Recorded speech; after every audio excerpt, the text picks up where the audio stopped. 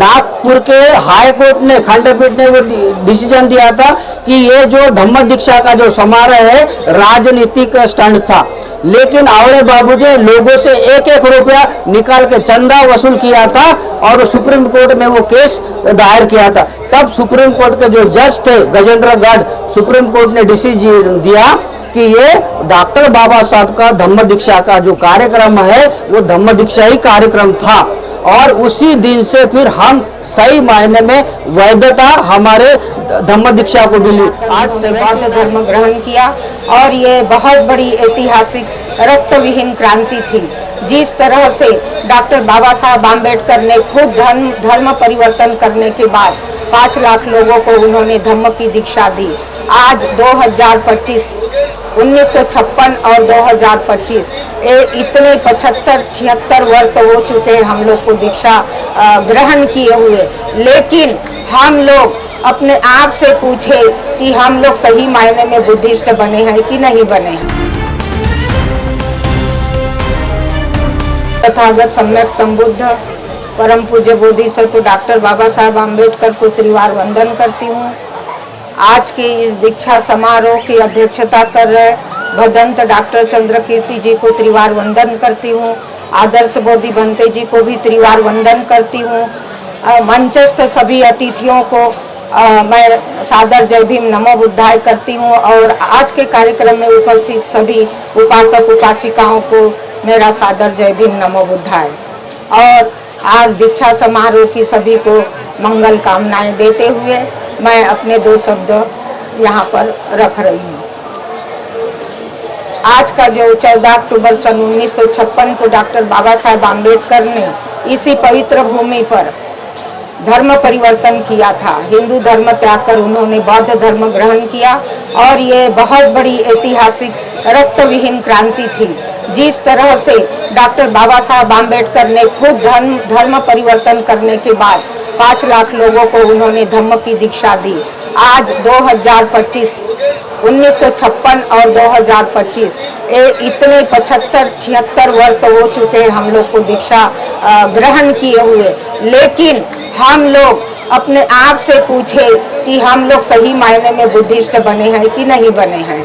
और मैं समझती हूँ कि ये जैसे इवेंट के रूप में हम लोग प्रतिवर्ष लाखों की संख्या में यहाँ पर आके हम इस कार्यक्रम में भाग लेते हैं और अपना यहाँ पर आके मनोरंजन के रूप में हम लोग घूम फिर कर वापस जाते हैं। क्या सीखते हैं, क्या आत्मसात करते हैं, क्या ग्रहण करते हैं, हमें अपने आप में पूछने की चिंतन करने की जरूरत है।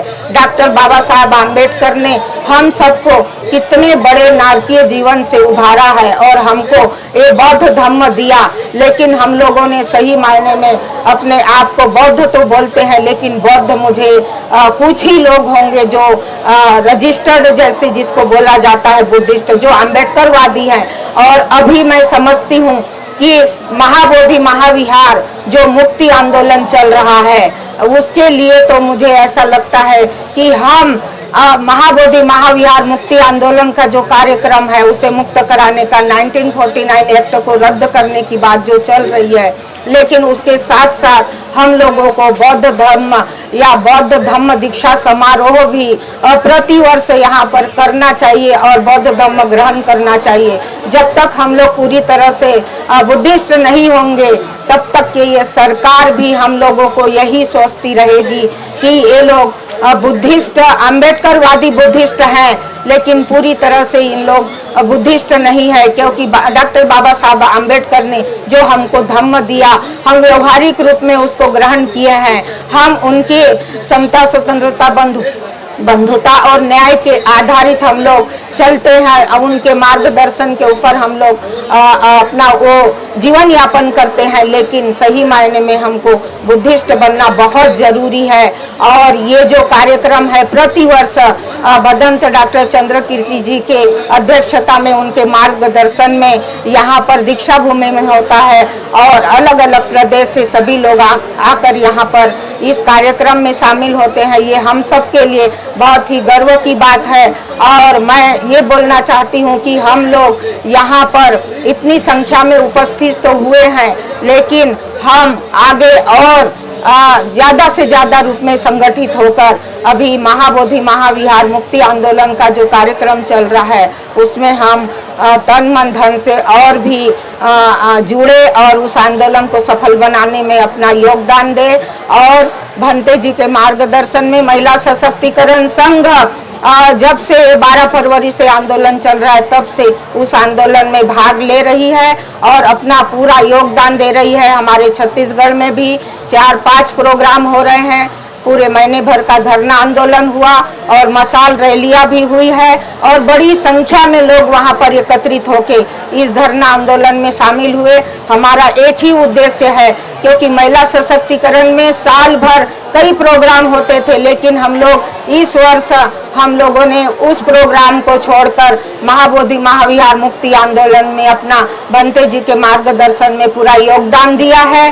तो मैं समझती हूँ कि आज ये दीक्षा भूमि में हम सब इस दीक्षा समारोह में शामिल होने के लिए आए हुए हैं और तथागत बुद्ध के धम्म को हम सभी को ग्रहण करना चाहिए, अपनाना चाहिए, तभी हमारा जीवन सार्थक है। अन्यथा आने वाली पीढ़ी को हम लोग कुछ नहीं दे पाएंगे। ये मेरा 2 शब्द कहना है और आप सभी लोगों से मैं अभी अपने वाणी को विराम देते हुए पुनः मंगल कामनाएं करते हुए जय भीम, जय बुद्ध, जय भारत। जापान से, जो कि एक बौद्ध राष्ट्र है, वहाँ से आई हुई हमारी सिस्टर, क्या नाम है भंते जी? रूमी मैडम, इनको भी मैं धन्यवाद देता हूँ कि वो इतने दूर से यहाँ पर उपस्थित है। और हमारे बीच में मध्य प्रदेश छिंदवाड़ा से भी हमारे दोस्त हैं और दिल्ली से आए हुए, और मेरे मार्गदर्शक डॉक्टर गेडाम सर, और जो लखनऊ से हमारे कल्याण मित्र है जो खंडारे सर यहाँ उपस्थित है, और जिन्होंने संचालन किया अभी वानखेड़े सर, और एक शख्स का मैं नाम लेना चाहता हूँ, ये युवा है, लेकिन जिनके दादा ने ये भूमि को, ये दीक्षा भूमि को, जो भूमि अधिग्रहण के इतिहास में उन्होंने जो आंदोलन लड़ा और महाराष्ट्र गवर्नमेंट से जो भूमि उन्होंने हासिल की, ऐसे उनके यहाँ पे नाती मयूक वानखेड़े, एडवोकेट वानखेड़े, जिन्होंने जो अपनी जो मयूक आवड़े, सॉरी, और उनके पिताजी यहाँ पर भी उपस्थित है, पूरा आवड़े परिवार यहाँ पे इस कार्यक्रम में उपस्थित है। उपस्थित सभी महिलाएं और मेरे कॉलेज के सभी दोस्त साथियों, और बहुत ही सुंदर ऐसा कार्यक्रम यहाँ पे संपन्न हो रहा है। और महिला सशक्तिकरण ये संगठन पूरे भारत भर में इनकी शाखाएं हैं, और इन संगठन के माध्यम से बौद्ध धर्म के प्रचार और प्रसार में और भगवान बुद्ध के जो मानवतावादी जो विचार है वो प्रसार करने का महत्वपूर्ण काम भंते जी के माध्यम से ये काम पूरे देश में चलता है। मैं ज़्यादा वक्त नहीं लेते हुए यहाँ पर मेरे किताब का भी विमोचन है, जिस किताब का जो टाइटल है दीक्षा भूमि अधिग्रहण इतिहासाचे प्रणेते एडवोकेट हरदास बाबू आवड़े, इनका जो किताब को प्रकाशित किए हमारे कल्याण मित्र अश्ववीर गजबे सर, ये किताब है।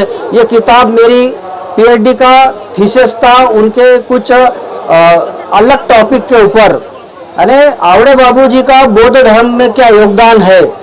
बाबा साहब के धम्म दीक्षा समारोह में मुख्य भूमिका थी। समता सैनिक दल से जुड़े हुए थे, तो उन्होंने धम्म दीक्षा के समय में बाबा साहब 2-3 दिन पहले ही नागपुर में आए थे, तो उन्होंने सीआईडी की स्थापना की थी।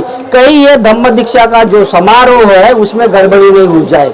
तो इतना विश्व में पहली बार, यानी खून का एक भी कतरा न निकालते हुए ये शांतिपूर्वक धम्म दीक्षा 1956 में हुई।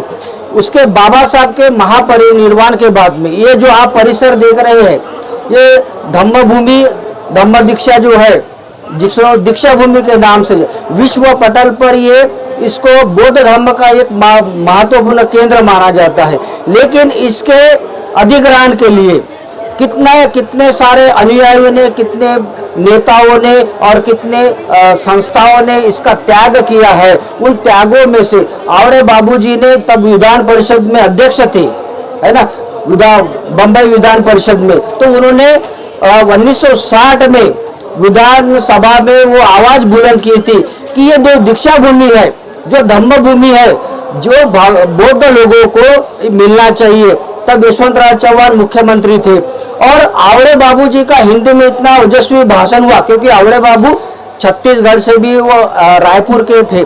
हालांकि वो महाराष्ट्र में उनका जन्म हुआ, लेकिन कुछ साल तक के वो छत्तीसगढ़ रायपुर में भी रहे। तो हिंदी में इतना प्रभावी वक्ता, बाबा साहब भी बोलते थे कि हमारे पास में भी हिंदी में बोलने वाला एक अच्छा वक्ता है।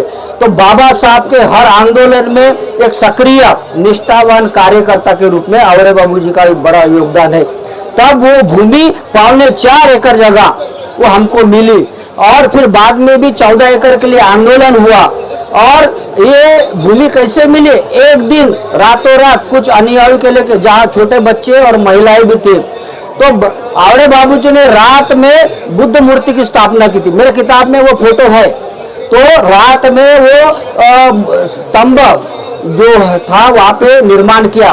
तो पुलिस स्टेशन में उनके ऊपर कार्रवाई की गई कि बोले ये बुद्ध मूर्ति किसने बैठा ली, क्योंकि ये जगह गवर्नमेंट की थी। तो बोले मैंने बैठा ली, अगर आपको सजा देना है तो मुझे दो।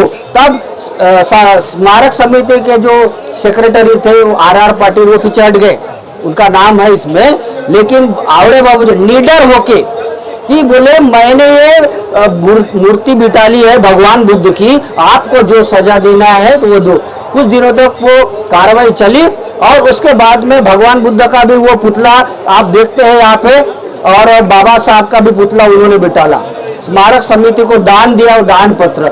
इतना ही नहीं, हम जो आज खुद को बौद्ध मानते हैं, तो DP संबरकर वर्सेस मेश्राम के एक निर्णय में, नारनवरे सर एडवोकेट है, मयूख भी यहाँ को उनको मालूम होना चाहिए कि ये जो है, यानी नागपुर के हाई कोर्ट ने, खंडपीठ ने वो डिसीजन दिया था कि ये जो धम्म दीक्षा का जो समारोह है राजनीतिक स्टंट था। लेकिन आवड़े बाबूजी लोगों से 1-1 रुपया निकाल के चंदा वसूल किया था और सुप्रीम कोर्ट में वो केस दायर किया था। तब सुप्रीम कोर्ट के जो जज थे गजेंद्र गढ़, सुप्रीम कोर्ट ने डिसीजन दिया कि ये डॉक्टर बाबा साहब का धम्म दीक्षा का जो कार्यक्रम है वो धम्म दीक्षा ही कार्यक्रम था। और उसी दिन से फिर हम सही मायने में वैधता हमारे धम्म दीक्षा को मिली। आज 79 इयर्स हो गए हैं और जिन्होंने इतना बड़ा योगदान दिया है। और इतना ही नहीं, तो सारनाथ में एक परिषद हुई थी, अंतर्राष्ट्रीय बौद्ध परिषद, उसमें आवड़े बाबूजी ने वो डिसीजन के कॉपियां पूरे बौद्ध राष्ट्र से लोग आए थे उनको बांटी गई। और उनका अंतिम जो वाक्य था कि मैं जो बोलूंगा वो सच बोलूंगा, सच के सिवा। और भगवान बुद्ध और बाबा साहब जो बोले थे वो बोलने से कोई भी दुनिया की शक्ति मुझे रोक नहीं सकती। इतने निडर, निष्ठावान और अपने धम्म दीक्षा में उनका बहुत बड़ा योगदान रहा है और बौद्ध धर्म के प्रसार और प्रचार में काफी योगदान रहा है। साथियों, क्या होता है, इतिहास में बहुत सारे लोगों का नाम गुमनाम हो जाता है, वो आगे ही नहीं आता। तो ये खोजने का काम मैंने किया है और उनका जो कारवा है, उनका जो काम है, मेरे किताब में आपको हर परिशिष्ट में डॉक्यूमेंट्स मिलेंगे। यानी एक डॉक्यूमेंट्स का मैंने पूरा ऑब्जर्वेशन करके वो वहाँ पे और फोटो का भी ये किया हूँ। तो मैं चाहता हूँ कि आप सभी लोग ये किताब मुझे ये हमारे मित्र है अश्वगिरी गजबे सर के भी, भंते जी के भी स्टॉल में यहाँ पे मैं रखूँगा। तो मैं चाहता हूँ कि आप सभी लोगों ने ये किताब लेना चाहिए और आप बाकी लोगों को भी बताना चाहिए। और इतना कहते हुए मुझे आयोजक ने बोलने की संधि दी, फिर से मैं तहे दिल से आप सभी का शुक्रगुजार देता हूँ और मंगल कामना करता हूँ और यहाँ पे रुकता हूँ। धन्यवाद। आप देख रहे हैं WLBS न्यूज। चैनल को सब्सक्राइब करना और बेल आइकन को प्रेस करना ना भूलें।